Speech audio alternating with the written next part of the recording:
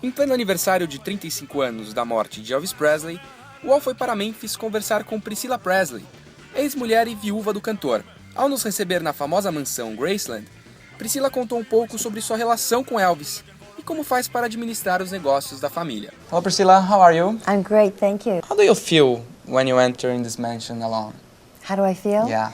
It's amazing. I feel like I never left. It feels exactly the same as when I lived here. All the furniture is the same place, the same furniture that was here. Now, and you feel Elvis's presence here.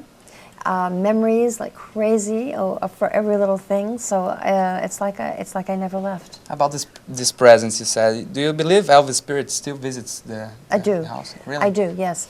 I can feel. I mean, when I'm here, it feels like he's going to walk down the staircase any minute because I've seen him come down so many times. Especially when everyone is gone and it's at night and we're here at the house. You feel like his presence is here, that there's the spirit of Elvis. Which rooms do you like the most in this mansion? Oh my gosh. I mean, we lived in this house so much. We really used every room, mostly the upper level. The piano room that's in back of me where you see the black piano. Elvis late at night would sit down and play gospel music. The dining room that's right in front of you, we sat at every night for dinner. So Grandma's room is right over here, which used to be Gladys's bedroom. Spent a lot of hours in there watching television with her, always before the movie.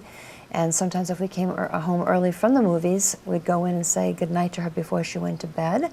And of course the private quarters upstairs we used. So it's a sanctuary up there. He would go there when he didn't want to be around anybody anymore. Everything filled with memories. Yes, exactly. Stuff, yeah. So the house was truly used to the full extent. Great. And how do you manage the business of Graceland? Very carefully. Is it hard or? Well, of course, it's always a challenge. It's always a challenge. We're moving forward, technology-wise, trying to keep up with social networking and having Facebook. That's all new, of course, in the last 7 years or so. So we try to keep on top of everything, and it's always a challenge to really to use what we have to create memories, for people to come to visit all the time. And what kind of measures do you use to protect everything, the treasure and? Well, what kind of management? Yeah. Well, you mean like we have our licensing department, our merchandise department, our archives. We have different departments that do obviously different things. So.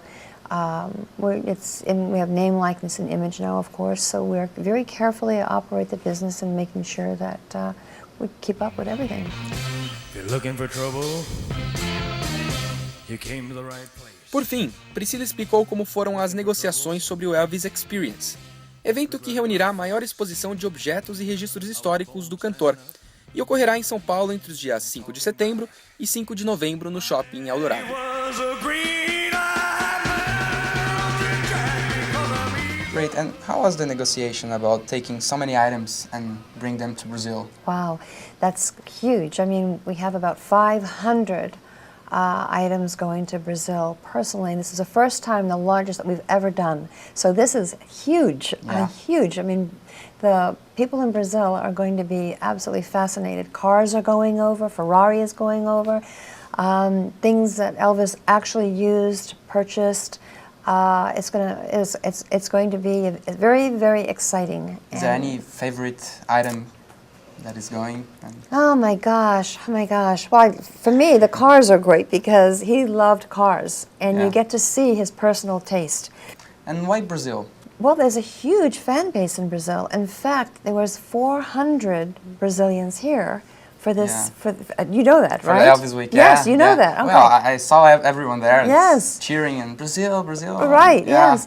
So we were invited, obviously, and this proposal came to us, and so they'd like to do, this more or less this like mini museum to travel a little bit across, Brazil, starting out in São Paulo. And we were very excited about it because there are a lot of people there that I feel are interested. That's great. And changing the subject, you look much younger than you do? really are. Yeah. How do you do that? Oh, it's hard. who was more vain or proud about the appearance, you or Elvis? Well, I don't think it's vainness. It's Yeah, it's not this word, right? It's, no. Well, it's, yeah, I could say vain. Yeah. But you know, Elvis really enjoyed dressing up, and he always had the idea that when he was very young, he didn't have clothes. It was hand-me-down clothes. Do you know what that means? Hand-me-down. Yeah. Somebody else wears it, they give it to you. So this was what he wore, and you know, sometimes his pants were too short, or you know, his shoes may be too big. He would, you know, the poverty they lived in. So when he was able to afford and saved his money to buy clothes, he really, that was something he enjoyed. He felt good about himself, and he always felt too that since he's Elvis Presley, people want to see someone that is Elvis Presley looking good. It's like the king. Yeah, he never dressed relaxed. Was it hard to be Elvis Presley's wife? Oh my gosh, that's a loaded question. That's a very loaded question. Absolutely. You told about the appearance, and Yeah. is there something more? Absolutely. I mean, Elvis was the king of rock and roll. He was the ideal man for every seemingly woman, Yeah. from grandmothers to, you know, to middle age, to young, to teenagers. I mean, he was adored by many. So, yes, I mean, when you're married to someone like that, it's a challenge.